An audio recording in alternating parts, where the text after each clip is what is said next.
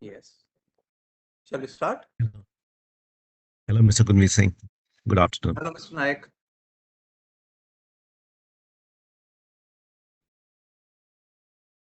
You want me to start, sir, or somebody's going to? No, maybe I will just, speak for 2 minutes and, then we can start. So I think Mhm. the time is there, so we can start. Yeah.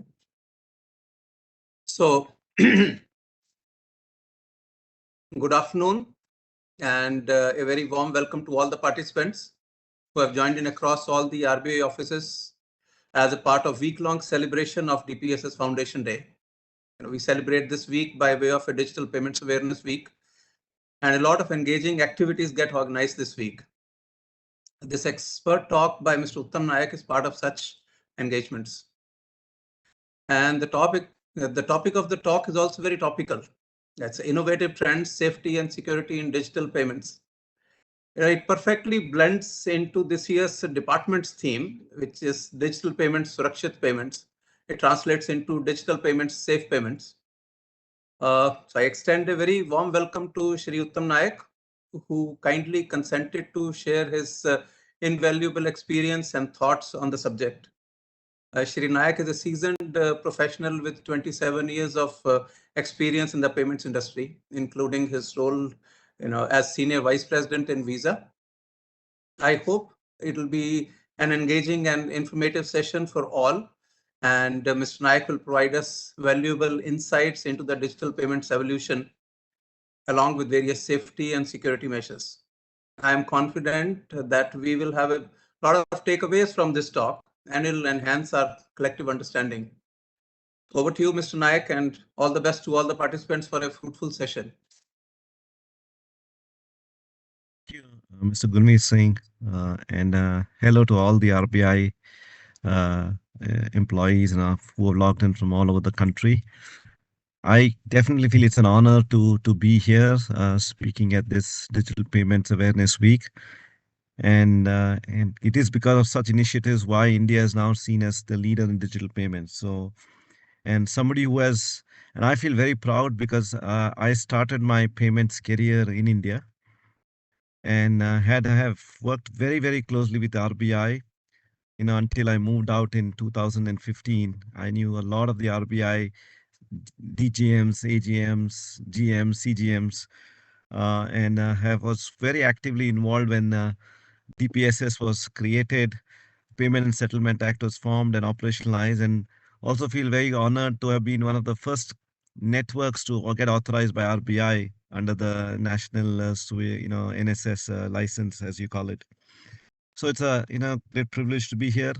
And as I said, I don't have any presentation, but I'll talk about my journey in observing payments, both in India and across the world, and I'll try to make it as interesting as possible. Payments could be a boring topic, but let's see how it goes from here. So as all of you know, the payments world until possibly the late 90s just depended on two card schemes largely around the world. And these two card schemes, which happens to be obviously Visa, MasterCard, and there's obviously Discover in the US, but was only US based scheme. They were focused on issuing credit cards. They set up a non-profit companies for benefit of all of you. Visa and Mastercard were non-profit companies. They were run as an association or what I call a club. And when they're non-profit, that means they will be commercially run. They will make money, but all the money had to be plowed back or invested back into growing the payments ecosystem. Because payments, the way it was set up by these card networks, is very expensive. You need a physical terminal which could cost up to $1,000 at one point of time, and now it's come down to a couple of $100. And you needed a physical plastic, which at one point cost about $10, which has now come down to less than 50 cents or less than 10 rupees of plastic. So they set up this non-profit company, they run it commercially, and they made a huge amount of money.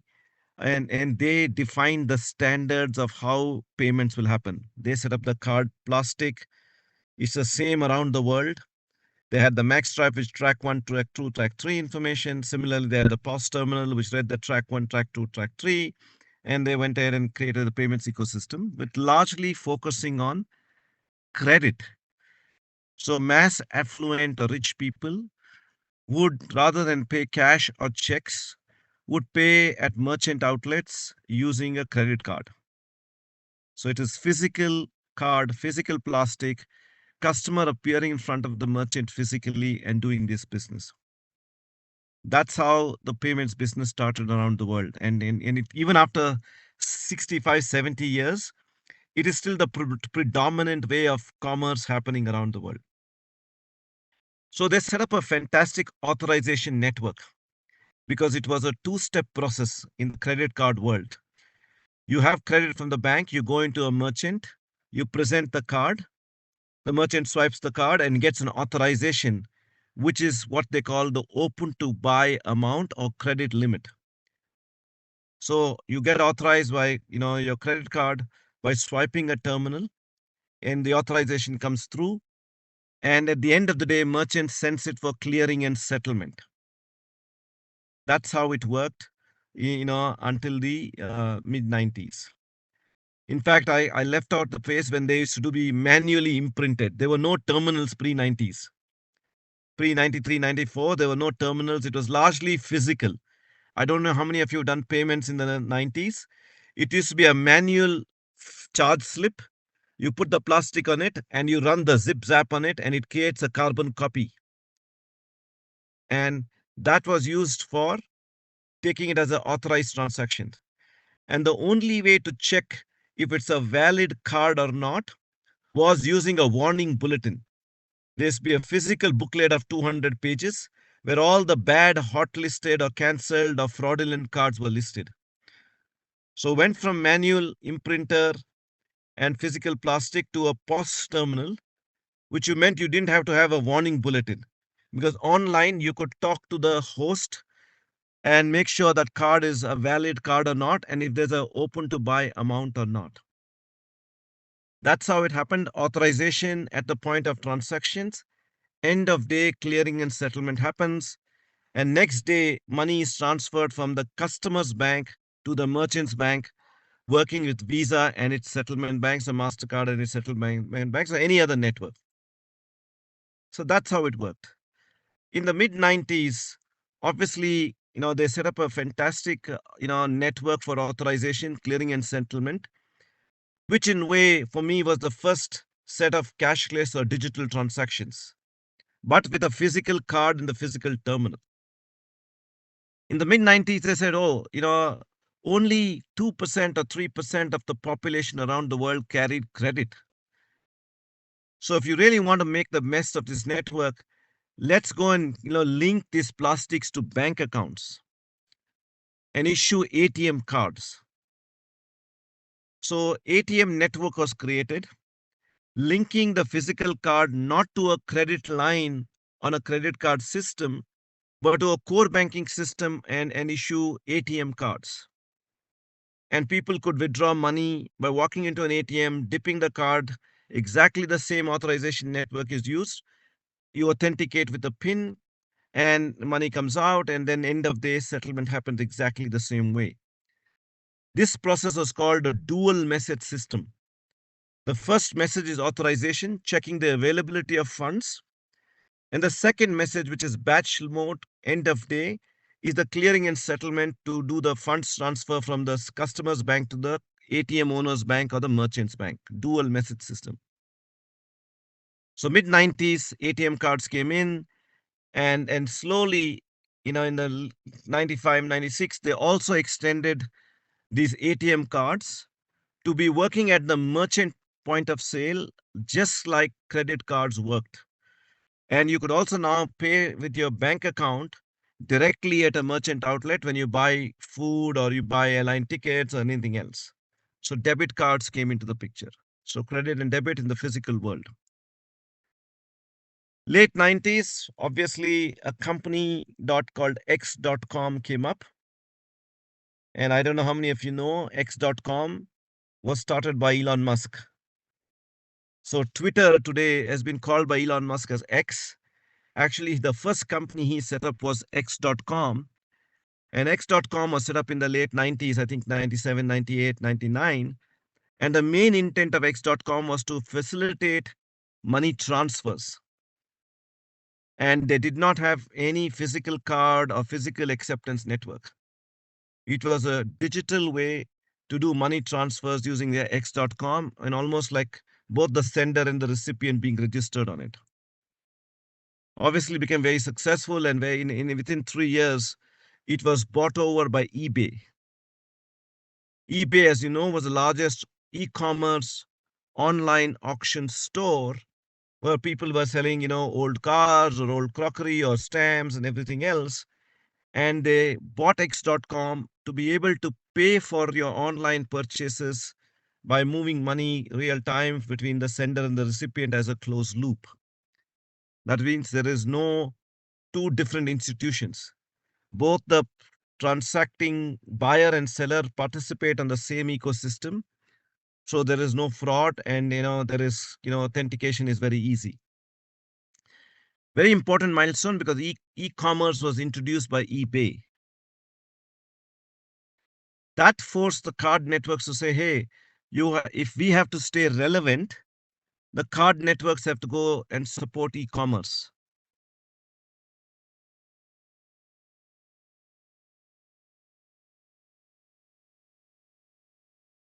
With cards, you put a card number and expiry date, and you could make payments. And that was the first entry into online payments for banks through the card network. So eBay came in with its own ecosystem by buying X.com. And obviously X.com was given up, and eBay bought it over and it became PayPal. So PayPal was 100% owned by eBay and was primarily the payment mechanism on eBay purchases. Obviously, PayPal went on to go beyond eBay and became the de facto P2P payment mechanism within the US.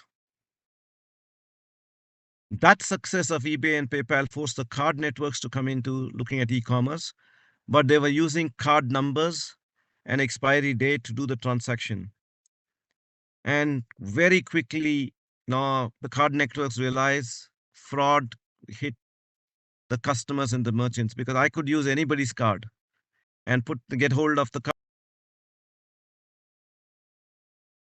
take the goods and services, and suddenly the customer was left with a lot of fraudulent transactions on his statement.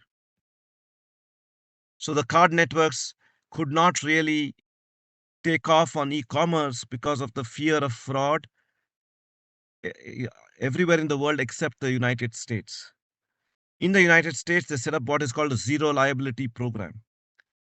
That is, if you as a customer call in and say that this transaction is fraudulent, no questions asked, the money was refunded and the insurance companies took care of it.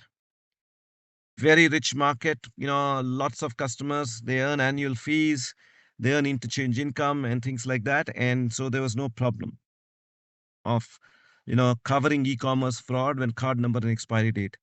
But if you have to take e-commerce or payment online outside of the United States, we have to figure out some way of authentication. So between 99 and 2002, 2003, it was a real struggle to make e-commerce happen or online commerce. And two important developments happened at that time, right? One important development which happened is Visa introduced what is called a CVV2 value. So if you look at a physical card, if you have a Visa and a MasterCard, you will see at the back of the card, I'm showing you a card here. You will see a 3-digit number on the signature panel. In my card as 333, for example. That was a unique number tied to each customer's plastic. So if somebody stole your card number and expiry date when you're shopping at a merchant outlet, generally they don't get a chance to capture the CVV unless he holds the card and takes a pen and writes it down. So they introduced CVV2, on the track signature panel, and they started transacting online, and fraud came down. but fraud was not eliminated because very quickly people were able to figure out the logic to calculate the CVV2. And that was a short-lived success, and the industry had to move into some other form of authentication. So that's on the e-commerce world. In the physical world, people started, so before I should, talk about the authentication in the e-commerce world, the CVV2 and the card number expiry date model started to be challenged and started to fail.